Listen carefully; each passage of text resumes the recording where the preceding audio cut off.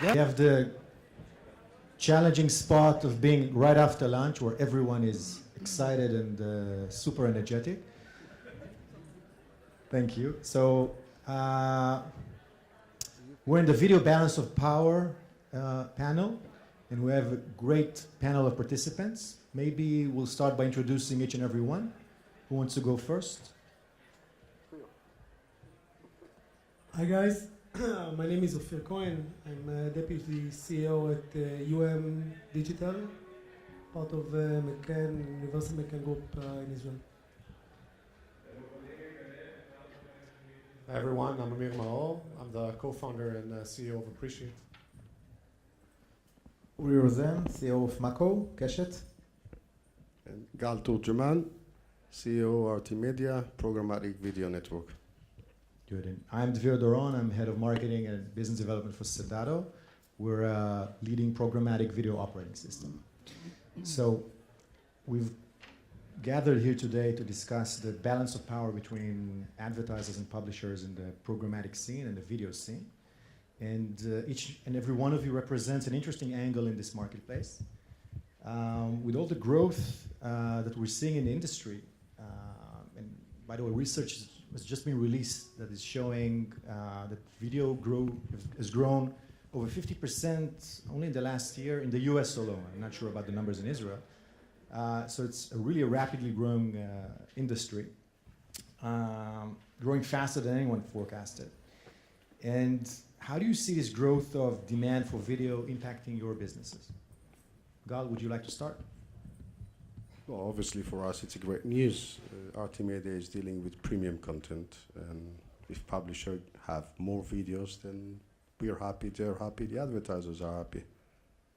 And like you said, you were talking about figures of the US in recent year. I can tell you from Arti-Media's perspective that since we launched on mid 2015, the percentage or the growth percentage of video views on all Arti-Media's publishers went up, I believe, roughly 30%. So that's a significant growth. And obviously, at one of the panels before, we were discussing outstream video ads. And the reason why for some of the panelists was because we're running out of space. So I don't think we've there yet. We still have enough video inventory to fulfill advertisers' needs. Not to say anything about out-of-stream ads, which serves, in my point of view, a different perspective or different target for the advertisers. Okay. Uri, as a publisher, what do you think? Well, it's going up fast. You have the views and you have the ads demand. The views has gone up earlier, and happily for us, the TV ratings go down much slower than the digital viewings go up. So it's not a zero-sum game between us and Keshet. And the even better thing is that the demand now is starting to rising. This time of year we're 100% fill rate, which is great. And what we need to do is create more video. Better if we have more premium video. And I think that you have user-generated video, then you have publishers' video, then you have premium video, and the best type of video is TV video, because this is what people really want to see, and this is what we focus on. Maybe just a quick question about what you said. So do you see an increase also in users and not just actual video views? Yeah. What do you mean in users? So more people are of course watching video and not just watching more video. Yeah, well, everybody's talking about the code cutters, code shavers, code whatever, and in Israel it's not as big phenomena as in the States or other countries, but still we see that every season of every one of our dramas, for example, Liotita, which just aired last week, you see that every season more people watch it on Mako TV than the season before, and we're trying to take advantage of it. For example, we had a premiere of Liotita, the first episodes, only for Mako TV subscribers, and it went great. So, of course, young people watch on TV, on digital, of course. Amir, as a programmatic platform, you probably have an interesting perspective here. Yeah, I mean, just to give you context, we're a DSP, mobile RTB in mobile, and that's cross-section of mobile and RTB. I don't think there's a company that hasn't been impacted by this trend in mobile and video.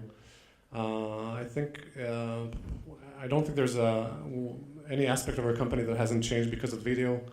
If it's the product, then beyond being able to serve videos and offer all the trackings, also we optimize a lot of our campaigns. I mean, this is our claim to fame, so optimizing video is very different, so we had to really develop a whole new set of optimization algorithms around video.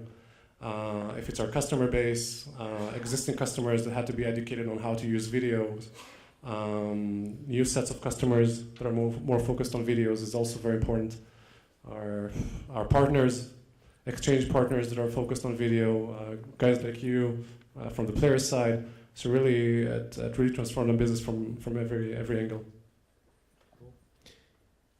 And Ophir is the guy who's paying for everything? I forgot my checkbook today.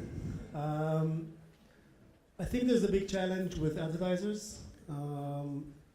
Specifically, the Israeli market is pretty unique. I think the comparison to the US market is kind of unfair towards everyone in the ecosystem. Mainly because of the broadcast ecosystem in Israel, which is still being controlled by basically 2 channels, which gives TV huge power. So as opposed to the US market, when you have the Super Bowl once a year, we have the Super Bowl basically twice a week. So in terms of impact in the local market, video has still, there's still work to be done in order to be able to achieve the same impact as TV, which is kind of a barrier for large-scale transition of budgets towards video.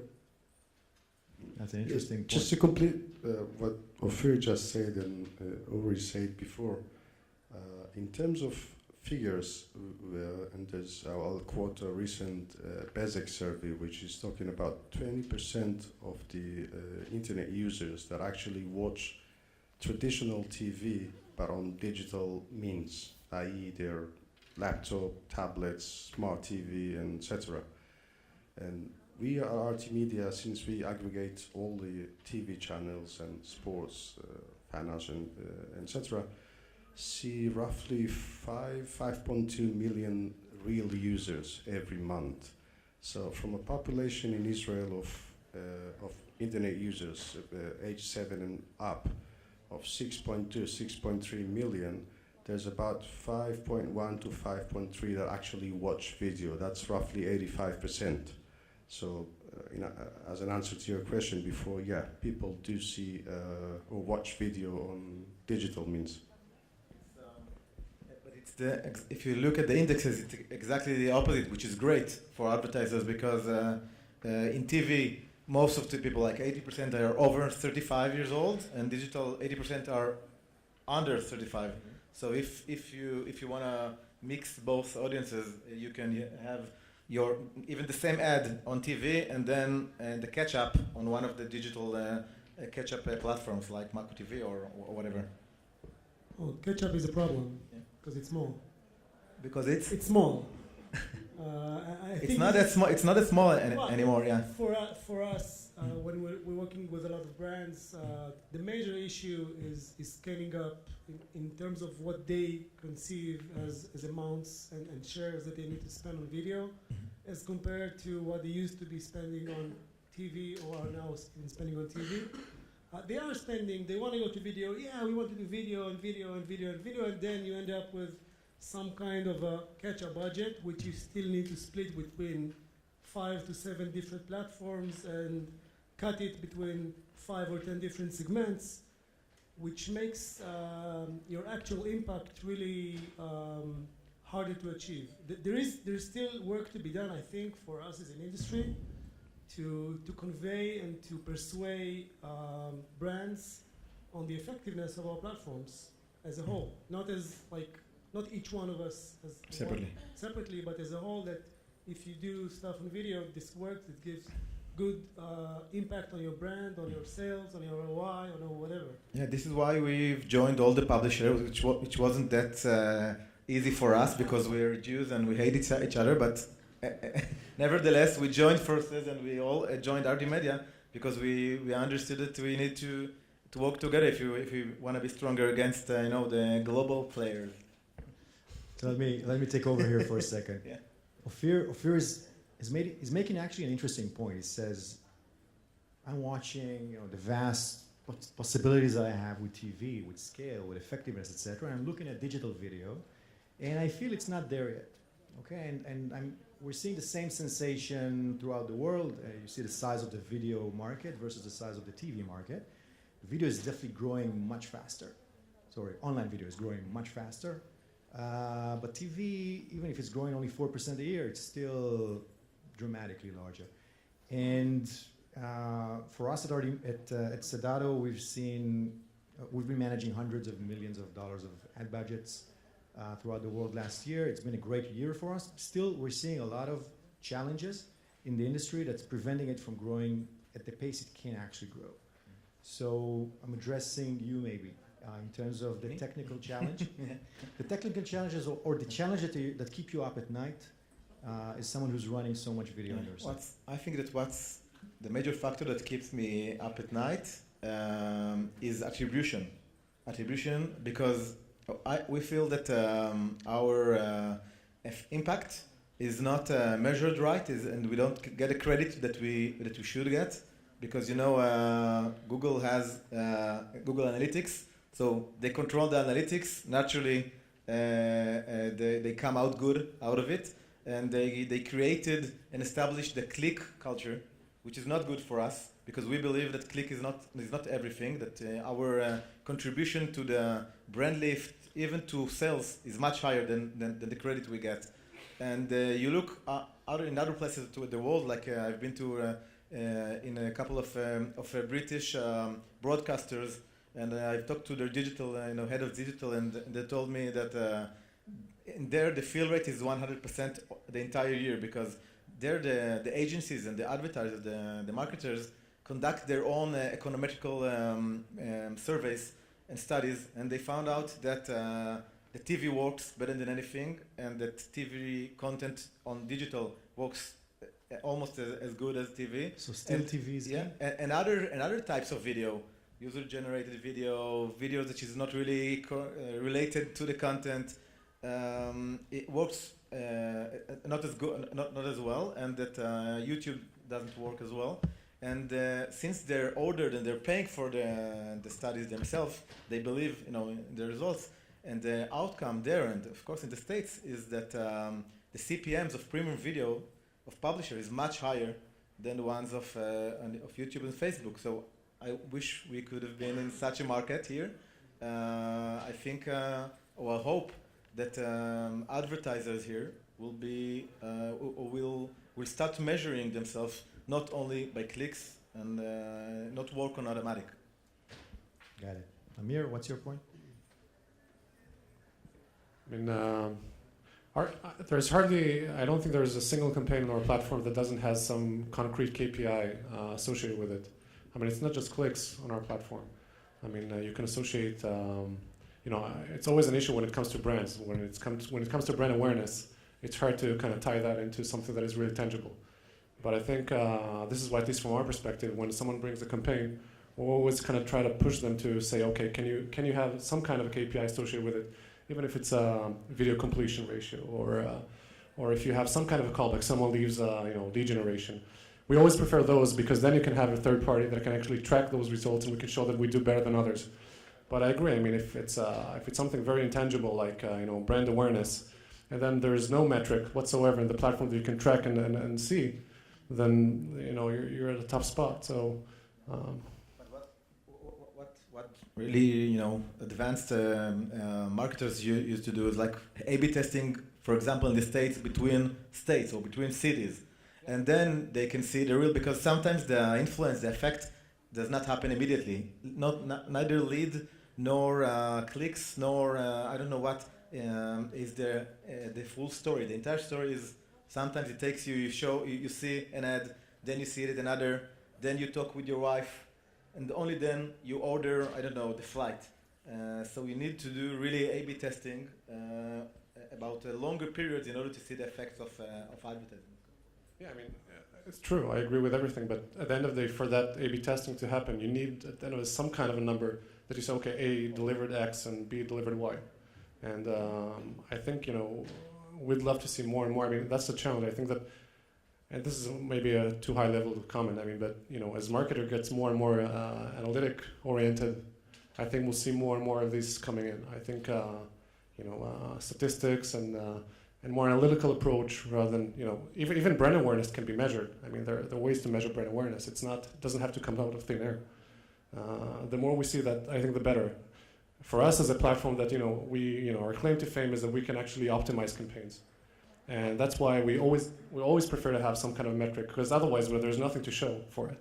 And we can say, yeah, we optimize it. We're much better than anyone else. They'll say, yeah, but what makes you say that? I don't see any single number that says you're better than anyone else. So I mean, I'm with you on that. I mean, I hope there'll be more and more numbers associated with these performances. And I cannot say that Google isn't, people are using Google as a metric. There's nothing I can do about it. But definitely, I think it's a plus. We should strive to that at least.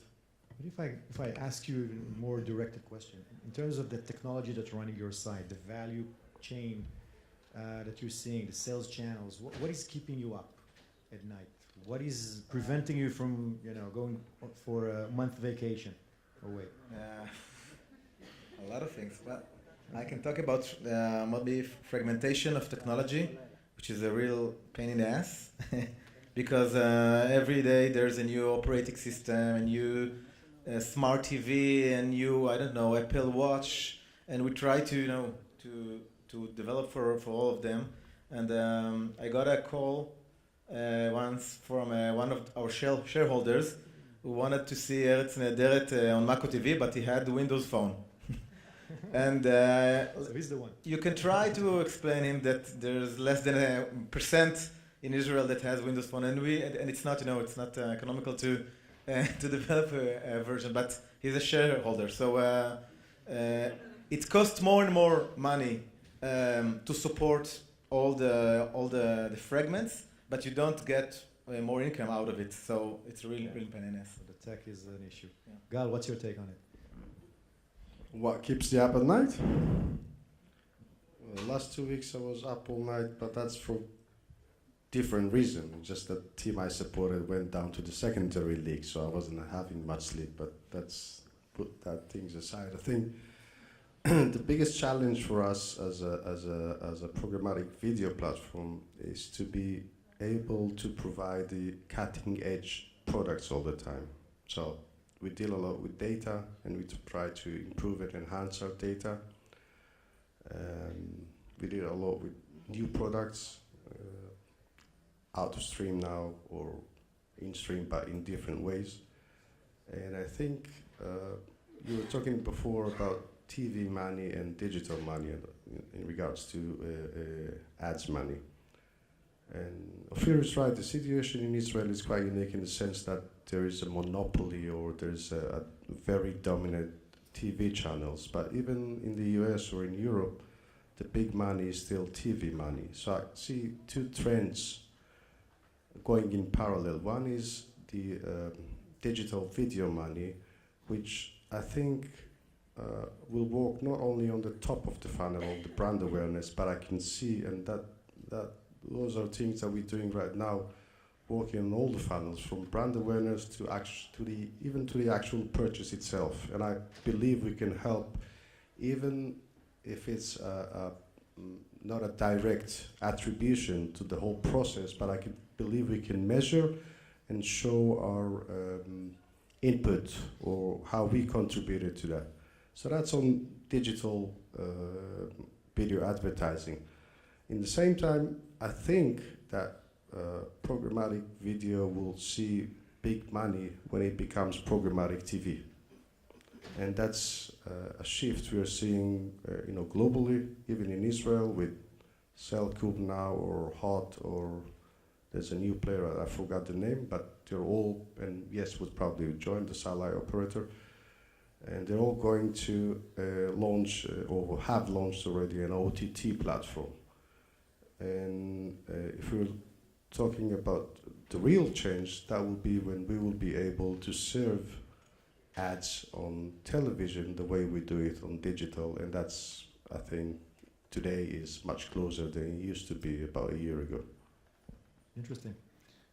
Would you like to add anything to the keeping you up at night question? Last 2 weeks I was up for the same reason as Gal. We sit, by the way. But we didn't sleep in the same bed. Not in the same bed, same stadium, same colors. Not buying that story. But it may come from hearing what I say that we don't want video, don't believe, but it's absolutely the other way around. I mean, we truly believe that if you have a digital platform with all of the targeting, scheduling, flighting, optimization, measurement, everything you have throws gazillions of data points in and out from the platform. So there you go. This is what the world has been waiting for. Okay, so of course we want to do it in one scale up. Question is, where's the barrier?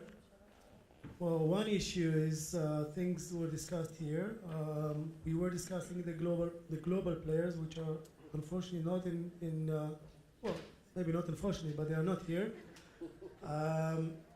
But they control the majority of the power of the digital money in the world. And recent research showed that from the entire growth of the internet economy, the digital advertising economy, 89% of the growth is for Google and Facebook.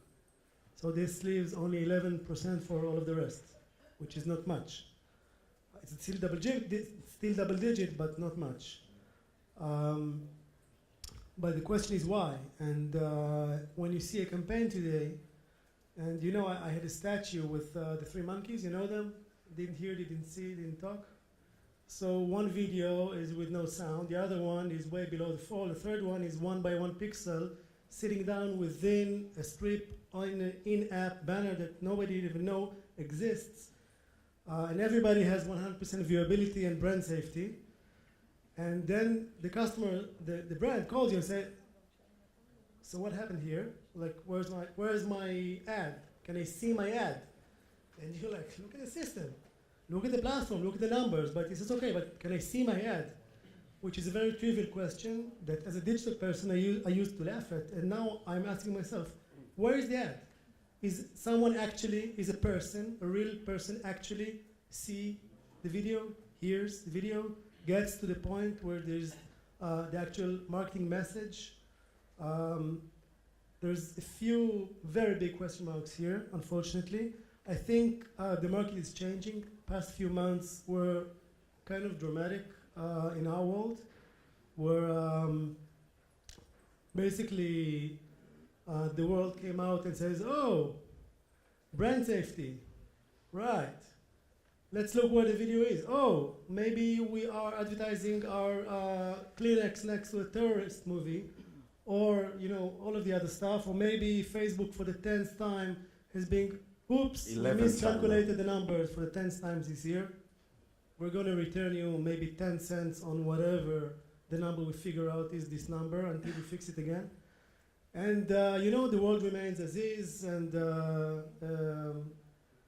Eretz Nehederet, we live in a fantastic country and everything is great. So we have some problems here that I think we all as an economy need to address. And if we want it to grow, and if you want our advertisers and brands and agencies to trust the platforms, we need to provide all of the tools to make sure that we actually deliver the goods. Else, we can go back and buy the spot and hope that people actually see it. So I think we all have a lot of work here to make sure that what we actually promise is being delivered. You're raising some excellent points. So let's touch at least on one of them and then the other. The two elephants in the room, Google and Facebook, we're all aware of their tremendous power in monetization. From what we're seeing in the world, there's a big pushback now from publishers fighting against this power of Facebook and Google, and they're working on creating alternatives, whether this is coming from header bidding or creating their own stacks for monetization and not relying so much on Google and Facebook. What's your take on the situation in Israel? Let's start maybe with Gal. I think, well, I'm not naive, yeah. I think that Google and Facebook are still dominant. We can give a good fight, but they're still dominant in, talking about all the digital world now, from search to let's talk about video, etc. But in video, I think the pushback is justified, and what we do from our side is try to provide publishers with the technology and the data that they lacked, and actually give them a better chance to compete now. And then if we compare that to all what Ophir just said about the transparency, viewability, fraud,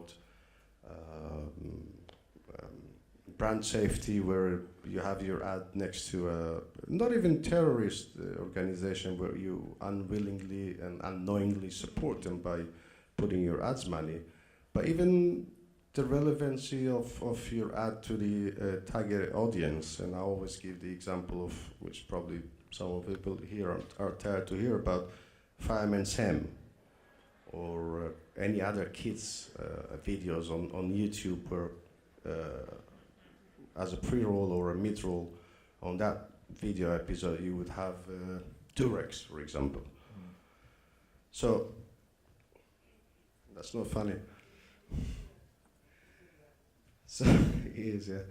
So what I'm saying is that the pushback from the publishers is well, maybe it was meant to happen a year or 2 years back, but it's about time it will happen. And I think that companies like us and other platforms provide the publishers or give them the ability to aggregate and act more effectively towards the ad agencies or the advertisers themselves.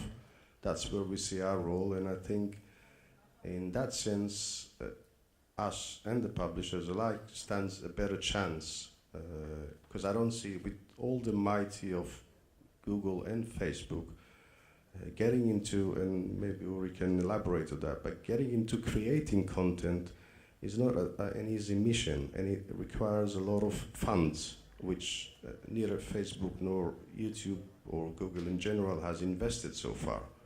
I know that they're, in the US, for example, both Google and Facebook are more active in creating content, or at least getting together with content creators. But speaking about the rest of the world, Israel included, that would require serious funds to do so, and I think that's where the publisher stands a better chance. Good. Uri is a publisher?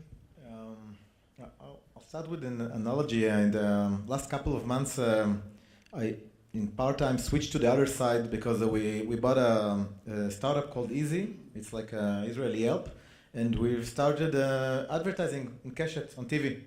And I've always known that on prime time in television, the prices are much higher than off prime, and not in a relative way. I mean, it can be a lot more expensive. And for the first time, I understood why. Because in Easy, we get the results immediately in downloads. And we've seen that, let's say that the ratings on prime time is at twice comparison to afternoon, but the downloads from a single ad is not twice, it's 10 times or 15 times, even though the rating is just twice. And you ask yourself, why? How come the numbers don't add up? And the answer is the content. The premium content, because on daytime, still in television, I will get to digital in a minute. In daytime, you go around the house, the television is open, the kids are yelling. You're not really concentrated. On prime time, and mainly on dramas or big reality shows, the light is off. You watch the TV, you're fully committed, you're engaged, and the effectiveness is completely different. and I think same thing goes for digital, because the big players have a huge inventory of video. But as you know, what kind of video is that? In Facebook, it's an autoplay, silent, no sound, 3 seconds that you switch over. And in YouTube, it's a lot of times it's just music that you don't see the ad, that you're not in the room. It's like a young guy who used it as a playlist for sounds. And we have different types of video as well. Mako, we have like news items with all kinds of videos. But the only type which is really works, and this is the only type that Facebook and YouTube still don't have, is dramas, is reality shows, quiz shows, things that people are really engaged. And this is the only video that really works, and I think this is our main weapon. And this is why Arti-Media created a separate group or separate type of ads for TV, right? What's the name? Advanced TV, yeah. So we have like Ynet, Walla, Mako news videos, and you know how it goes. You start reading, and then you hear something, which is the video playing out there, and you just want to close it. This is a completely different type of video from TV video that you really want to watch, and you agree to bear mid-rolls, pre-rolls, sometimes 2 mid-rolls in a break, sometimes 3 mid-rolls in a break, and people bear with it in Israel, like in the States, because they really want to see the content. Anything to add on the Facebook issue in Google?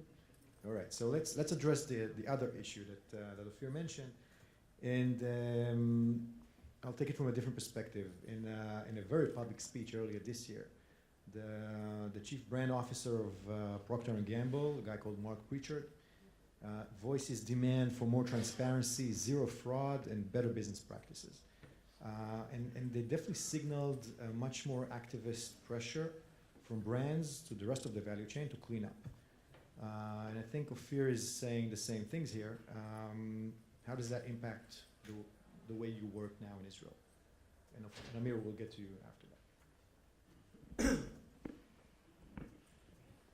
I think it's good news for us, again, because it's a controlled environment, and I can rely on, for example, in terms of brand safety, I can rely on Uri or his editors to make sure that each piece of content that they air is actually relevant and is not infringing any law or is not any offensive in any way. Well, some might find the Ach HaGadol offensive, but that's another thing. It's always easy when you work with premium publishers. So again, it's a closed network. Are you doing anything differently in terms of absolutely. technology or filtering? Absolutely. Or we have, starting from the beginning, we came with the approach of a non-walled garden. That means that even before transparency or viewability, etc., we have allowed the advertiser to share our data with other platforms. That means that if you are an advertiser and you're Arti-Media, you're able to take that data, well, not exactly take the data, but take the input of the data and target or remarket those audiences on different platforms, including Facebook and Google. That's one thing. The other thing is with the viewability issue. So certainly we work with the MRC standards, for example. We've just finished a pilot with the Moat, the company that was chosen by the MRC to actually implement the viewability standards. And as expected, we're seeing good results again because the engagement that Uri was talking about before and the way the video is displayed, allows us or give us the opportunity to show better results in terms of, well, first, it's a human traffic and not any kind of bots, and second, the engagement with the content is much higher than when it comes to scrolling on Facebook or when it comes to listening to music on YouTube. Actually, there's I read yesterday about the, I think it was the marketing director for Heineken's in the US. and he said that they're looking now at Facebook video ads as how we put it, as a billboard, okay, as a scrolling billboard. That means they don't take in consideration the 3-second rule. For them, it's really hard to have their story, especially when it's a beer, in 3 seconds. So that means that they actually refer to Facebook video ads more like a banners than actual video commercial. So back to viewability and all the other issues, we're quite happy with that. Of course, we would have to struggle more and be more effective and invest more in development, but in the sense that we're a closed network, it's easier for us to do so than, I believe, other platforms. All right. Amir, what do you think? I'm keeping you awake. Yeah, I think that, as I mentioned, since we're measured, we push our customers to always have a KPI. Keep in mind that even before P&G or the noise that came out, if there's an advertiser who has a KPI and there's fraud, it's going to come up in the KPI. I mean, if it's a lifetime value of a user or if it's awareness that they do post campaign, if there's fraud, that's going to kill the KPI. So, and they couldn't care less. It's our problem. They said, you told us that you're good at optimization. I mean, why does it suck? You know, I'm sorry for my language, but why is it so bad? Why are the results so bad? So we had to clean up. I mean, this was an issue for us from day one, and I mean, I think we were in a little bit of a easier spot because we're in-app, because we're mobile. I mean, some of the issues that you've raised, take into account that they're easier in mobile in-app. For example, I mean, if you have those hovering, ads over ads, it's tougher to do in-app. Unless you have the collaboration of Google collaborates with you or Mopo collaborates with you, which is unlikely because it's obvious. If you talk about security, dropping cookies and then sharing data between sites, etc., it's also a lot harder in mobile. And if you talk about transparency, I mean, our platform is self-serve and transparent, so there's no way you can buy even inventory if you don't deliberately and consciously ask to buy an impression in a single site. So, there's no way that you're going to end up, you're going to be surprised by where you buy your media. And I think to some extent it also goes back to you to say, am I willing to, to allocate the resources to start managing this internally? I know that there is a lot of work, and I know it's not trivial, but, I see brands, and I'm not inventing this. I mean, there are researchers that, brands are kind of looking at it and say, hey, do we need to actually start, there's a lot of data here. Maybe we should also start being more proactive about this and take this in-house. But I think so it's also, are you willing to, I know I'm not trying to pull your sleeve and say, okay, then I want to get control. I want to know, I want to start taking over and start to see what's going in there, which I think is a good thing. I think, advertisers should go working with their agencies and with their trading desks and understand where they're buying media, what platform they're using, what are the KPIs. I think that, the organizations are really tough, but when it comes to this, sometimes it's like, okay, I'm going to give the budget away. I'm just going to check it, just to make a point, right? But having said all that, I mean, fraud is a big issue. I mean, even for us, and and quite frankly, there's never going to be a zero fraud. I mean, whenever there's a profit to be made, someone's going to take advantage of it. I mean, people are smart. They want to make money. So at the end of the day, we're using third-party providers. We're using our own tools, but it's a cat and mouse thing. I mean, once in a while, there's something comes up. We need to work with advertisers, with the partners, figure out what happened, and close that loophole. Because at the end of the day, going back to my initial point, we're going to be measured on KPI. So if we don't do this properly, that's it. Got it. Fear anything? Is that satisfy you? Partly. I can give you my take on what we do. In general, we created our own methodology for making sure that we maximize the actual effectiveness of the money that we invest in the different platforms. And we have a few basic ground rules with each one, going into details. Number one is, you talked about KPIs. So one of the biggest issues is each platform has their own KPIs that they calculate on their own, system.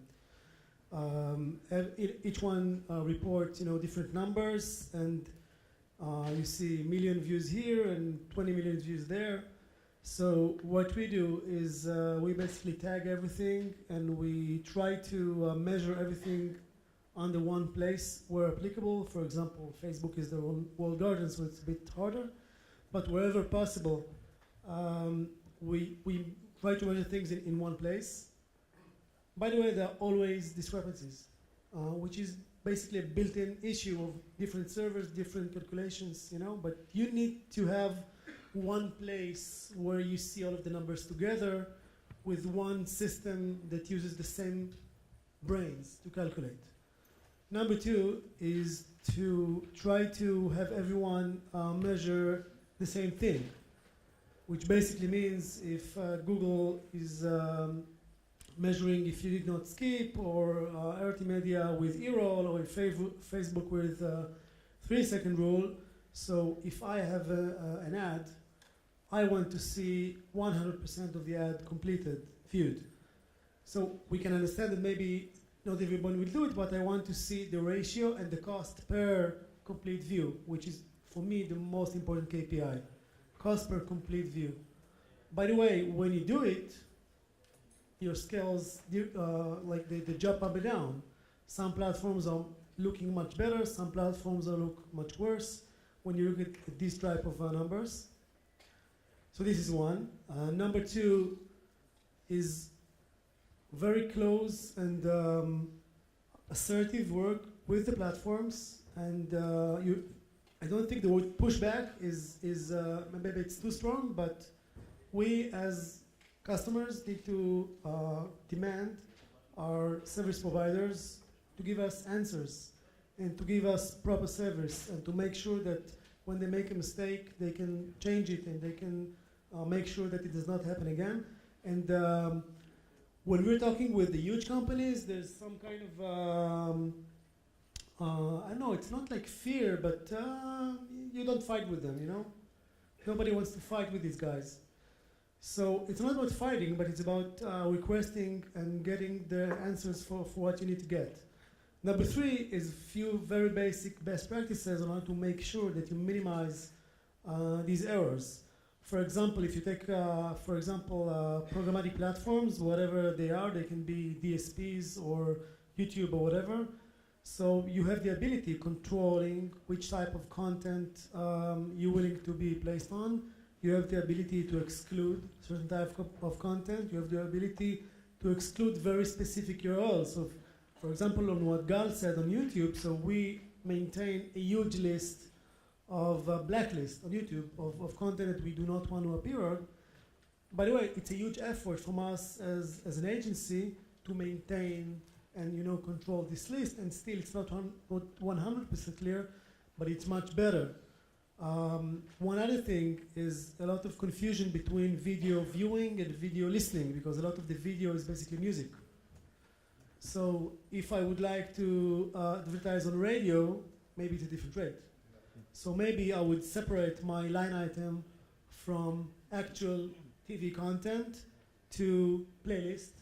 And for the video content, because it's very good and it's premium content and there's a lot of attention engagement, maybe I will be willing to pay twice for the impression. And maybe I want the radio or listening from different people, but not for the same rate. So there's a lot of work to be done on the ecosystem side. It's brands and agencies together to develop the methods to control and optimize and improve the campaigns. And I think this is where the answers lie, because this is where we will all be able to show much better performance in whatever KPI we choose. And when we do that, money will come. So that's my take. Great. All right, let me take you to another aspect of our industry. Part of the huge growth we've seen for video has come from what we call modern video, going beyond the conventional pre-roll or mid-roll and placing video either outstream or in banner or in all sorts of new units. Cedato has definitely done well for itself with these new technologies and formats. How does that impact you guys? Do you care about creating non-in-stream inventory? Is it monetizing well for you? What are the challenges? As a video platform, We look all types of products. Obviously, the main product for us, or the main implementation, is on the video inventory. And like I said before, we haven't maximized it yet. On that issue, just to mention something that you spoke before about what keeps us up at night. And I think in terms of publishers and premium content platforms, ad blocking is a serious issue, just to jump a bit on that, because again, premium content is limited, and if I look at the audience here, I can guess, and I would probably have a good guess that 20 to 40% use ad blocking. So we're constantly looking on ways to go around it, either by third parties or by our homegrown solution.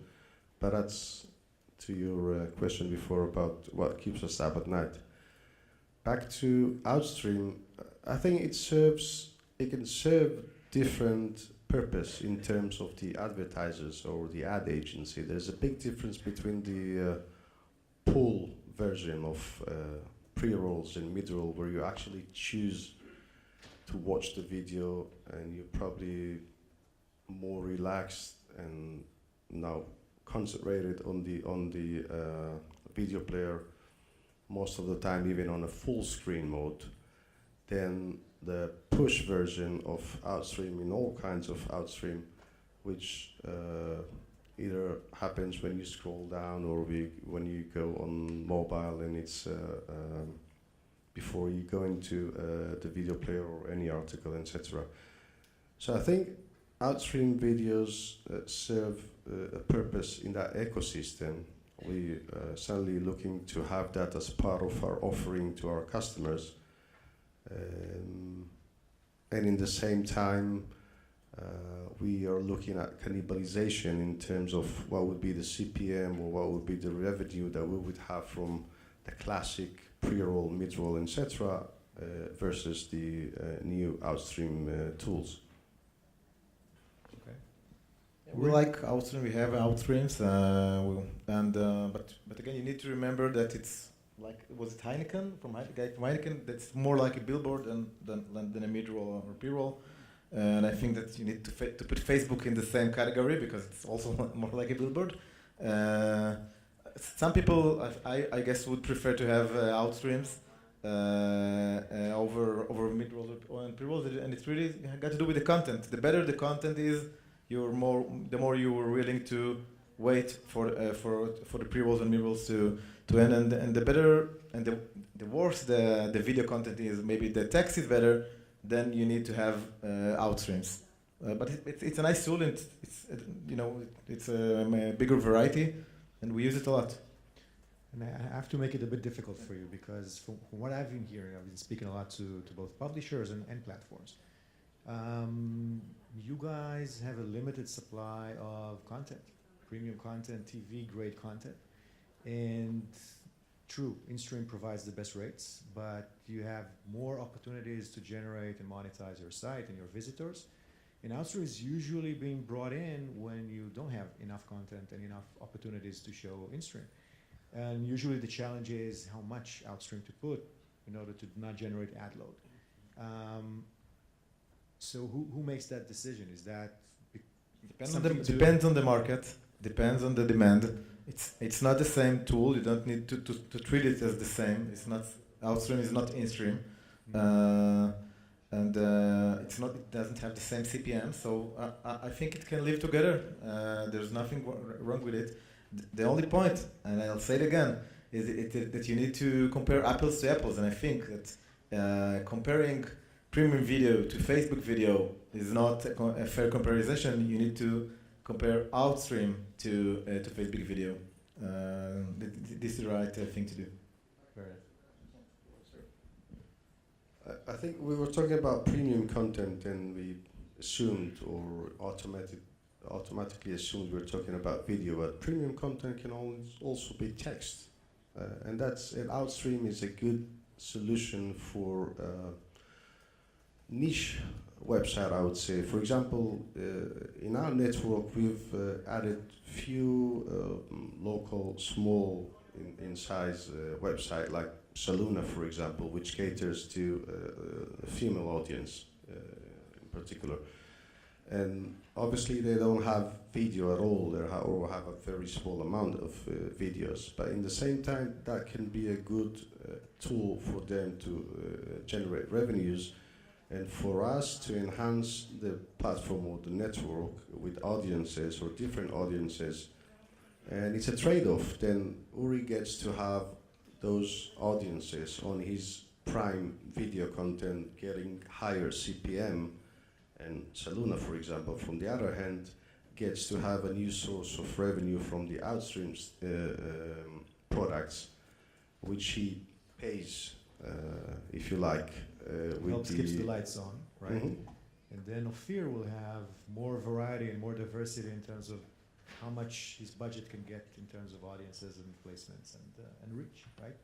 Yeah, it's very interesting. I think it's it can go into at least three interesting angles. Number one, viewing is changing not only by more people going to see video, but also those people who go to see video see it on mobile, and more people see it on mobile are actually viewing the mobile as a vertical. So we see more and more platforms enabling you to broadcast video as a vertical, and more people looking for vertical content. So for us as an agency, and also with McCann, our creative agency, we see more and more creative work to generate those type of creative, those type of movies, which are basically vertical.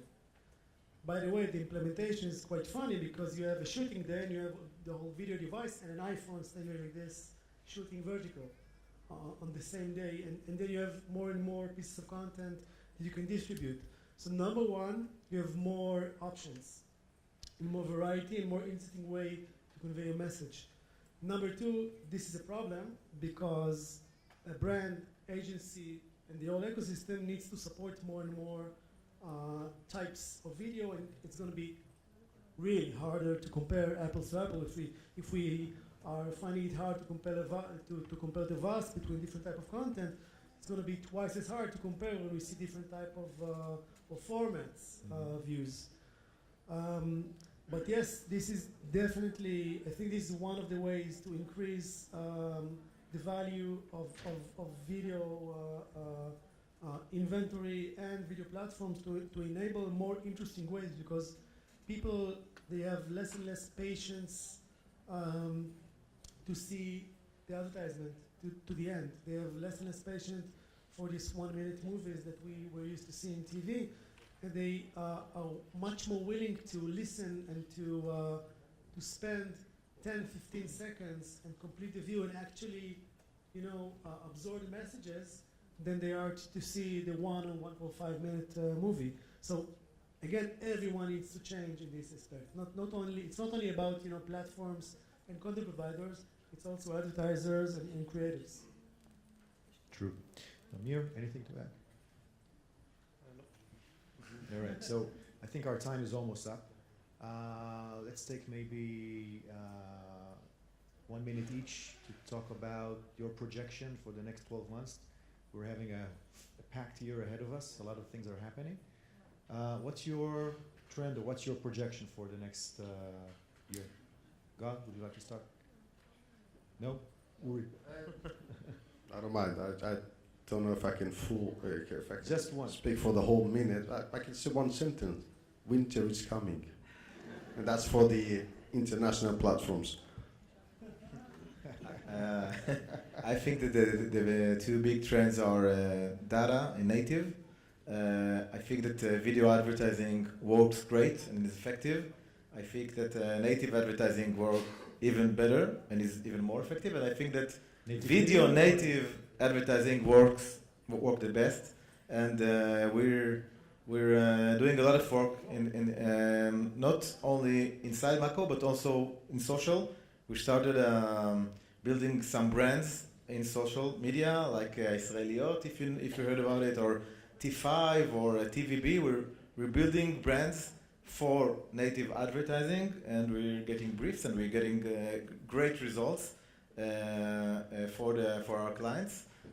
So this is number one, and data is also very important because if you want to compete with the global players, you need to get as close as you can to their level of data, and we've joined IDX, which is the Israeli data exchange, together again with some of our competitors like Ynet and the Marker, and they're building their platform, they're building their models, they're using Nielsen DMP, and I think that in a few months they would add to the ecosystem, including Arti-Media, a new and higher level of data and targeting.